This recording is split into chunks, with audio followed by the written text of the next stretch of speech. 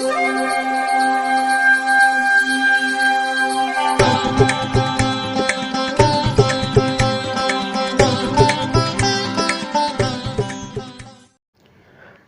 வசந்தகாலம் YouTube channel வாயிலாக இந்த இனிய காலை பொழுதில் உங்களுடன் தொடர்பு கொள்வது ஜோதிடர் சண்முகப்பிரியன், சென்னை அடையாறிலிருந்து. இன்றைய நாள் பிப்ரவரி மாதம் 1 தேதி வியாழக்கிழமை, சோபகிருது வருடம் தை மாதம். இது தை மாதத்தில் 18ஆம் நாள்.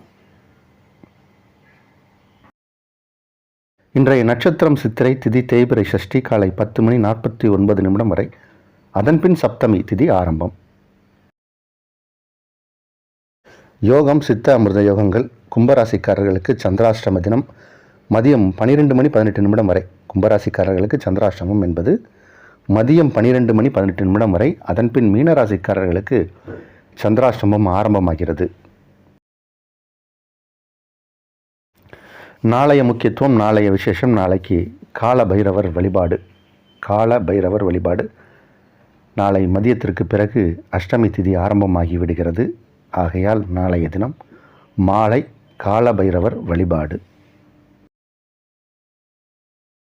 இன்றைய தினத்திற்கான ராகு காலம் மதியம் 1:30 முதல் 3 வரை. யமகண்டம் காலை 6 முதல் 7:30 வரை. குளிகை நேரம் காலை 9 முதல் 10:30 வரை. இன்றைய தினத்திற்கான நல்ல நேரங்கள் காலை 9 முதல் 12 வரை, மாலை 4 முதல் 7 வரை, இரவு 8 முதல் 9 வரை. இன்றைய கிரக நிலவரம். இன்றைய கிரக நிலை: மேஷத்தில் குரு, கன்னியில் சந்திரன் கேது, தனுசில் செவ்வாய் சுக்கிரன், மகரத்தில் சூரியன் புதன், கும்பத்தில் சனி, மீனத்தில் ராகு. மதியம் 12:18 அளவில் கன்னி ராசியிலிருந்து சந்திர பகவான் துலா ராசிக்குள் பிரவேசிக்கிறார். அதுவே இன்றைய கிரக மாற்றம்.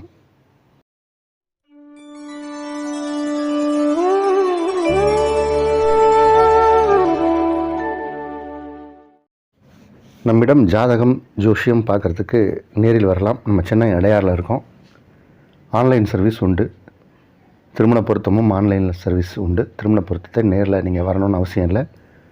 என்னுடைய மொபைல் நம்பர் 9840146335 என்பது வாட்ஸ்அப் நம்பர். அதுதான். அதில் பையனோட டீட்டெயில்ஸ், பொண்ணுடைய டீட்டெயில்ஸை கொடுத்தீங்கன்னா பொருத்தம் பார்த்து எத்தனை பொருத்தம் இருக்குது, கட்டம் ரீதியாக எவ்வளோ பொருத்தம் இருக்குது அப்படிங்கிறத 1 மணி நேரத்துக்குள்ளும் தகவல் கொடுத்துருவேன். அதற்கான கட்டணமும் உண்டு. அதே மாதிரி இப்போது ஆஃப்டர் கொரோனா, கோவிட், அந்த லாக்டவுனுக்கு அப்புறம் ஆன்லைன் சர்வீஸுங்கிறது தான் இப்போ அதிகமாக இருக்குது. நேரில் பார்ப்பதை விட ஆன்லைன் சர்வீஸ் எல்லாருக்குமே வசதியாக இருக்குது. முன்னாடி வெளிநாட்டு கிளைண்ட்டுக்கு மட்டும் பார்த்துட்டு இருந்தோம். இப்போ என் வீட்டுக்கு அடுத்த தெருவில் இருக்கிறவர் கூட ஆன்லைனில் பார்க்குறார். அந்த மாதிரி ஆயிடுச்சு. இப்போ அது ஒரு வசதி. ஆனால் பிரசன்ன முறை அப்படின்னு ஒரு ஜோஷியம் இருக்குது. அதில் சோழி முறைன்னு ஒரு முறை இருக்குது. அதற்கு நேரில் தான் வரணும். அதற்கு நேரில் வந்து நீங்கள் எங்கிட்ட பலன் பார்க்கலாம். அதுக்கப்புறம் ஒரு சின்ன ஒரு விஷயம், இது பொதுவான ஒரு தகவல் தான், எல்லோரும் அடிப்படையாக எடுத்துக்கோங்க. நான் வந்து சென்னையில் இருக்கக்கூடிய ஒரு ஜோதிடர். இப்போ இதே மாதிரி கிராமங்களில் இருப்பாங்க. ஒவ்வொரு ஊரில் ஒவ்வொரு ஜோஷியர் இருப்பாங்க. மரத்தடியில் ஒரு ஜோஷியர் உட்காந்துருப்பார். ஆனால் பட்டணத்தில் இருக்கக்கூடிய ஜோஷியர் வந்து சிறந்த அறிவாளி, அவருக்கு நிறையா தெரியும்.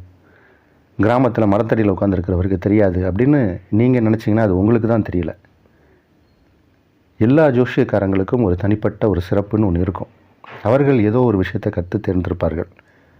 அந்த மாதிரி தான் இன்றைக்கி ஜோதிட ஞானம் என்பது. அது ஒரு ஞானம். அதனால் இவருக்கு தெரிந்தது அவருக்கு தெரியாது, அவர் தான் சிறந்த ஜோஷியர் அப்படிங்கிற கணக்கை நீங்கள் போடாதீங்க. உங்களுக்கு அவரிடம் பார்க்க வேண்டும் என்ற பிராப்தம் இருந்தால் அவர் உங்களுக்கு பலன் சொல்லுவார். அவர் சொல்லக்கூடிய பரிகாரத்தை நீங்கள் சிறப்பாக செய்தால் உங்களுக்கான தோஷம் விலகும், நீங்கள் சிறப்பாக இருப்பீங்க. இதெல்லாம் வந்து தெய்வத்தால் ஏற்படுத்தப்பட்ட ஒரு டிவைன் சயின்ஸ். அதனால் இதில் போய் நீங்கள் ஆராய்ச்சியெல்லாம் பண்ணக்கூடாது. உங்களுக்கு அவர்கிட்ட பார்க்கணுன்னு தோணுச்சு, பிடிக்குது அப்படின்னு தெரிஞ்சால் பார்க்கலாம். அதே மாதிரி ஒரு ஜோதிடரை நீங்கள் வந்து அவமரியாதை பண்ணாதீங்க. ஒரு தொகை, அவருக்குன்னு ஒரு சம்பாவனை, ஒரு தட்சணை, அவருக்குன்னு ஒரு தொகை சில பேர் அவங்களே நிர்ணயம் பண்ணி வச்சுருப்பாங்க. எனக்கு இவ்வளோ நீங்கள் கொடுத்தா போதும் அப்படின்னு. இல்லை அவர் உங்கள் இஷ்டத்துக்கு கொடுங்க அப்படின்னாருன்னா, இன்றைக்கி இருக்கக்கூடிய பொருளாதார நிலை, இன்றைக்கி இருக்கக்கூடிய ஒரு நாளைக்கு ஒருத்தர் குடும்பம் நடத்தக்கூடிய சூழ்நிலை, இதெல்லாம் கருத்தில் கொண்டு நம்ம அவங்களுக்கு ஒரு நியாயமான தொகையை கொடுக்கணும். அதை விட்டுட்டு அவர் ஒரு யாசகம் வாங்க வந்த ஒரு சன்னியாசியை போல் நீங்கள் நடத்தி அவருக்கு ஏதாவது நீங்கள் தர்மம் கொடுப்பதாக நினச்சிங்கன்னா அது உங்களுக்கு தான் அந்த பாவம் பிடிக்கும். ஏன்னா அந்த ஜோதிடம் என்பது அது மாதிரியான ஒரு கலை. வைத்தியர்கிட்ட போனாலும் இதே மாதிரி தான் நடந்துக்கணும். வைத்தியரும் அதே மாதிரி தான். ஒரு ரோடு ஓரத்தில் இருக்கக்கூடிய வைத்தியருக்கும் ஒரு பெரிய டிஸ்பென்சரி, பெரிய ஆஸ்பத்திரி, கூட்டம் கூடுற ஆஸ்பத்திரியில் இருக்கிற ஒரு ஒரு டாக்டருக்கும் இருக்கக்கூடிய வித்தியாசத்தையும் நீங்கள் இப்படித்தான் சில பேர் தப்பாக கணக்கிட்டுறாங்க. அதெல்லாம் அவங்களுக்கு ஒரு கைராசி மாதிரி. அதனால் அவர்கள் ஒரு தொகை வைத்திருந்தால் நீங்கள் அதுக்கு தகுதியாக இருக்கீங்க, கொடுக்கணும்னு இஷ்டப்பட்டீங்கன்னா அதை கொடுத்து தான் ஆகணும். அதனால் அதில் போய் நம்ம சிக்கனப்படுத்துவதாக நினைத்தீங்கன்னா அவர்கள் மனம் துன்பப்பட்டால் அது ஜோஷியம் கேட்க வந்தவங்கள பாதிக்கும். அதனால் இது ஒரு தகவல். அதே மாதிரி இந்த திருமண பொருத்தம் பார்க்கும்போது அப்படி தான். 10 பொருத்தம் பார்க்குறாங்க, அதில் ஒரு டிஸ்கவுண்ட் கொடுங்கன்னு கேட்பாங்க என்கிட்ட வரும்போது. இது நிறையா நடக்கும். நீங்கள் 10 பேருக்கு தான் இலையில் சாப்பாடு போடுவீங்களா கல்யாண வீட்டில்? அந்த பொண்ணுக்கு கல்யாணம் பண்ணும்போது 11வது பேர் வந்தால் போட மாட்டிங்களா? இன்றைக்கி ஒரு இலை சாப்பாடு இன்றைக்கி என்ன விலை ஆகுது? இப்போ ஆரம்பமாக ஒரு ஜோஷியர்கிட்ட வரும்போது அங்கே தான் நீங்கள் உங்களுடைய ஜோஷியத்துக்கே உட்கார்றீங்க. இப்போ அதுதான் ஆரம்ப இடம். அவர் இந்த பையனுக்கும் இந்த பொண்ணுக்கும் நல்லா கல்யாணம் ஆகணும்னு மனசில் நினச்சா தான் அது தொடரும். உங்கள் குழந்தையோட கர்மா எப்படி இருக்கோ அது தான் நடக்கும். அவர் நினச்சாங்க அப்படிங்கிற அர்த்தம் அல்ல. நான் சொல்ல வருவது என்னென்னா, முதல்ல அங்கேருந்தே நம்ம அந்த வாழ்த்தை பெற்று அங்கேருந்து நம்ம பயணத்தை ஆரம்பித்தா தான் நடக்கும். அந்த மாதிரி பார்ப்பவர்களுக்கே இன்றைக்கி கர்மா நல்லபடியாக தட்சணையை கொடுத்து பார்க்க வருபவர்களுக்கே அந்த பெண்ணுக்கும் பிள்ளைக்கும் கர்மா விட்டு வைக்க மாட்டேங்குது. அந்த அளவுக்கு தோஷங்கள் இருக்குது. இப்போ நம்ம அதை சரி செய்வதற்கு ஜோதிடத்தை எடுத்து தான் ஆரம்பிக்கணும். அதனால் இந்த மாதிரியான விஷயங்களில் ஜோதிடரை அவமரியாதை செய்ய வேண்டாம் என்பதே எனது கருத்து. என்கிட்ட நீங்கள் இதெல்லாம் பண்ணணும்னு அவசியம் இல்லை. நீங்கள் எந்த ஊரில் இருந்தாலும் எந்த ஜோதிடராக இருந்தாலும் அவரிடம் இது போன்று தவறாக நடந்துவிட வேண்டாம் என்பதே ஜோதிடர்களுக்குள் நானும் ஒருவன் என்ற அடிப்படையில் இந்த ஒரு சின்ன விஷயம். புரிந்தவர்கள் புரிந்து கொள்ளுங்கள். இனி இன்றைய ராசி பலனுக்கு செல்வோம். மேஷராசிக்காரர்களுக்கு இது ஒரு நல்ல நாள். மதியம் 12:18 அளவில் சந்திர பகவான் உங்கள் ராசிக்கு 7ஆம் இடம் சமசப்தமமாக குருவை பார்க்கிறார். குரு சந்திரனை பார்க்கிறார். குரு சந்திரனை பார்ப்பது சந்திரன் குருவை பார்ப்பதால் நீங்கள் உங்கள் நண்பனை பார்ப்பீர்கள். நீண்ட நாளாக பழக்கம் இருக்கக்கூடிய ஒரு நண்பர் வெளிநாட்டிலிருந்து உங்களை சந்திக்க மீண்டும் வருவார். நண்பரோடு கலந்து சந்தோஷமாக பேசக்கூடிய சூழ்நிலை ஏற்படும். சிலருக்கு புதிய பிஸ்னஸ் ஒப்பந்தங்கள் கையெழுத்து இடப்படும். ரொம்ப சிறப்பான நாள், நல்ல நாள். ரிஷபராசிக்காரர்களுக்கு ஆரோக்கியத்தில் நல்ல முன்னேற்றம் காணக்கூடிய ஒரு நாள். ஆரோக்கியம் நன்றாக இருக்கும். உடல் ஆரோக்கியம், மன ஆரோக்கியம் ரெண்டும் இன்றைக்கி உங்களுக்கு சிறப்பாக இருக்கும். சில பேர் மனம் குழம்பிக்கொண்டே இருப்பாங்க. இதை செய்யலாமா வேண்டாமா, செய்தால் நன்மை வருமா வராதா, அவர் நம்மளை பற்றி என்ன நினைப்பார், மற்றவங்க நினைக்கிறதுக்காக நம்ம வாழ்க்கை நடத்தலை. நம்ம சிறப்பாக இருக்கணும், நமக்காக நம் குடும்பத்தோடு நல்லா இருக்கணும் என்பதற்காக வாழ்கிறோம். அடுத்த வீட்டுக்காரர் என்ன நினைப்பார் என்பதற்காக வாழ்க்கை அல்ல. அதனால் உங்களுக்கு சரி என்று எது தோன்றுகிறதோ அதை மனதை சாட்சியாக வைத்து அதை செய்யலாம். இன்றைக்கி அப்படி நீங்கள் எல்லா விஷயத்தையும் உங்கள் நம்பிக்கைக்கு எது சிறப்பாக இருக்குன்று கருதி செய்வீர்களோ அது நன்றாக நடக்கும். இன்றைக்கி அது மாதிரி உங்களுடைய செல்ஃப் கான்ஃபிடென்ஸ் அதிகரிக்கக்கூடிய ஒரு நாள், தன்னம்பிக்கை அதிகரிக்கக்கூடிய நாள், நல்ல நாள். மிதுன ராசிக்காரர்களுக்கு நல்ல ஒரு நாள் இது. உங்கள் ராசிக்கு 7ஆம் இடத்தில் சுக்கிரன் அமர்ந்து ராசியை பார்க்கக்கூடிய ஒரு கிரகமைப்பு கொண்ட நாள். 5ஆம் இடம் சுக்கிரனின் வீடு. அந்த வீட்டுக்கு இன்றைக்கி சந்திரன் மதியம் 12:18 அளவில் வருகிறார். அங்கே வந்ததுக்கப்புறம் சிலருக்கு, மிதுன ராசியில் பிறந்த சிலருக்கு பதவி உயர்வுக்காக பேச்சுவார்த்தை, உங்கள் பெயர் பரிந்துரைக்கப்படும். உங்கள் அலுவலகத்தில் உங்கள் பெயர் பரிந்துரைக்கப்படுவதற்கு வாய்ப்பு உண்டு. சக ஊழியர்கள், உங்கள் கூட வேலை பார்ப்பவர்களோடு ஒரு நல்லிணக்கம் ஏற்படும். இந்த நாள் நல்ல நாள். கடகராசிக்காரர்களுக்கு இன்று சந்திர பகவான் கேதுவோட காலையில் வரைக்கும் இருக்கார், மதியம் வரைக்கும் இருக்கார். அதுக்கப்புறம் உங்கள் ராசிக்கு 4ஆம் இடம் குருவால் பார்க்கப்படுகிறார். கஜகேசரி யோகம் ஏற்பட்டிருக்கக்கூடிய ஒரு நேரம், நல்ல நேரம் இது. மதியானத்துக்கு பிறகு உங்களுக்கு இன்றைக்கி நாள் நல்லா இருக்குது. நல்ல ஒரு கம்ஃபர்ட்டான ஜோனுக்கு வந்துடுவீங்க. அது வரைக்கும் ஒரு கஷ்டமான சூழ்நிலையில் இருந்து கொஞ்சம் ஒரு ரிலீஃப் கிடைச்ச மாதிரி இருக்கும். நல்ல நேரம். அதுக்கப்புறம் கொஞ்சம் உங்களுக்கு சில விஷயங்களில் மாற்றம் தெரியும். அதுவும் குறிப்பாக ஒர்க்கில் இருக்கிறவங்களுக்கு நிறைய பெண்டிங்கான விஷயங்கள்லாம் இன்றைக்கி அப்படியே சால்வ் ஆகும். நிறைய சில ஈக்குவேஷன்ஸை போட முடியாமல் கஷ்டப்பட்டுட்டு இருப்பாங்க.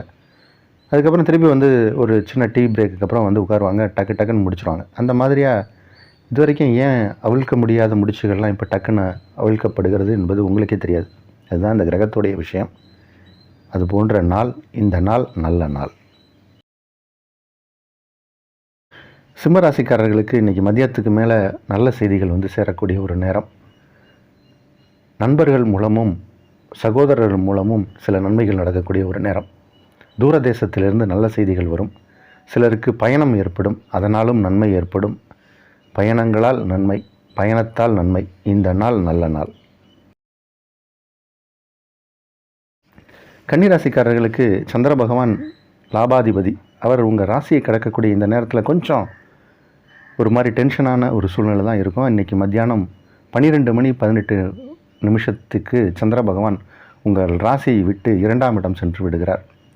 அப்போ லாபாதிபதி தனஸ்தானத்திற்கு வந்து தன காரகனால் பார்க்கப்படும் போது மதியத்துக்கு பிறகு யோகங்கள் ரொம்ப பிரமாதமாக இருக்குது. ஏதாவது ஒரு முக்கியமான விஷயம் செய்யணும்னு நினச்சிங்கன்னா மதியத்திற்கு மேலே செய்யுங்க. 12:20 அப்படின்னு ஒரு கணக்கு வச்சுக்கோங்க. அதுக்கப்புறம் எந்த விஷயத்தை எடுத்து செஞ்சாலும் அதில் ஒரு ஃபுல் சக்ஸஸ் கிடைக்கும். இந்த நாள் மதியத்திற்கு பிறகு நல்ல நாள்.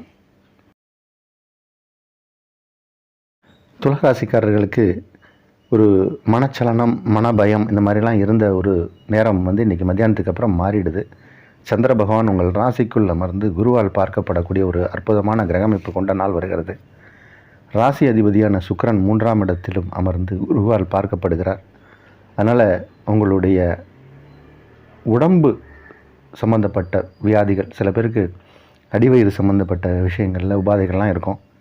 அதெல்லாம் சரியாகக்கூடிய ஒரு சூழ்நிலை உண்டு. பெண்களாக இருந்தால் பெண்களுக்குன்னு இருக்கக்கூடிய இந்த மாதாந்திர உபாதைகள் சில பேருக்கு கஷ்டப்பட்டுருப்பாங்க. அது எல்லாம் சரியாகக்கூடிய ஒரு நேரம் இது. அதற்கான தீர்வும் கிடைக்கும். நல்ல மருத்துவரை சந்திப்பீங்க. மருத்துவரை கேட்டு தீர்வு கிடைக்கக்கூடிய ஒரு நாள். பிரச்சனைக்கு தீர்வு காணக்கூடிய நாள் இந்த நாள். விருச்சிக ராசிக்காரர்களுக்கு பாக்யாதிபதி சந்திரன் 11ஆம் இடத்தில் அமர்ந்திருக்கார். இன்றைக்கி மதியம் 12:18 அளவில் ராசிக்கு 12ஆம் இடம் வருகிறார். 11, 12 இந்த 2 ஸ்தானங்களுமே சந்திரனுக்கு யோகமான இடங்கள் தான். ராசிக்கு 2ஆம் இடத்தில் 7க்குடைய கிரகம் ராசி அதிபதி குருவின் பார்வையில். 12ஆம் இடத்திற்கும் சந்திரன் வந்த பிறகு குருவின் பார்வை. எந்த விதத்தில் பார்த்தாலும் விருச்சிக ராசிக்காரர்களுக்கு இது அதிக அளவில் நன்மை நடக்கக்கூடிய ஒரு நாள். பெரிய அளவில் பொருளாதாரத்தில் ஒரு வளர்ச்சியை காணக்கூடிய ஒரு நாள் இது. சுய தொழில், சேவை சார்ந்த தொழில் எதில் இருந்தாலும் அவர்களுக்கு இது ஒரு தொழிலின் விரிவாக்கத்திற்குரிய ஒரு நாள். நல்ல கூட்டாளிகள் கிடைக்கக்கூடிய ஒரு நாள். சக மனிதர்கள், சக ஊழியர்கள், சக நண்பர்கள் இது மாதிரி யாராக இருந்தாலும் உங்களுக்கு ஆதரவு கரவு நீட்டுவார்கள். இந்த நாள் நல்ல நாள். தனுசு ராசிக்காரர்களுக்கு சந்திர பகவான் ஒரு அஷ்டமாதிபதியாக வருவார். அவர் ஒரு பாவி. அவர் தேய்பிறை சந்திரனாக இருக்கும்போது அது ஒரு நன்மை. ஏன்னா அஷ்டமாதிபதி தேய்பிறை சந்திரனாக இருந்தால் தனுசு ராசிக்காரர்களுக்கு அது ஒரு நன்மை. கேதுவோடு அஸ்தங்கமாகி 10ஆம் இடத்தில் இருந்தால் அது ஒரு நன்மை. இன்றைக்கி மதியத்திற்கு பிறகு அவர் 11ஆம் இடம் வருகிறார். அப்போது ஒரு கெடுதலை செய்யக்கூடிய ஒரு கிரகம் 11ஆம் இடம் வந்தால் அது நன்மையை செய்யக்கூட அது கடமைப்பட்டிருக்கு அந்த கிரகம். அப்போது குருவின் பார்வையில் சந்திரன் வருவதால் இன்றைக்கி நன்மைகள் நடக்கும். உங்களுக்கு எது தேவையோ உங்கள் வயதிற்கும் தகுதிக்கும் தேவையான விஷயங்கள் எல்லாமே நேரத்திற்கு சரியான நேரத்திற்கு கிடைக்கும். இன்றைக்கி உங்களுடைய எதிர்பார்ப்புகள் பூர்த்தியாகும். நல்ல விஷயங்கள்லாம் அரங்கேறும். சந்தோஷமான நாள். மகர ராசிக்காரர்களுக்கு புதிய தொழில் தொடங்கலாமாங்கிற எண்ணம் நிறைய பேருக்கு இருக்கும்.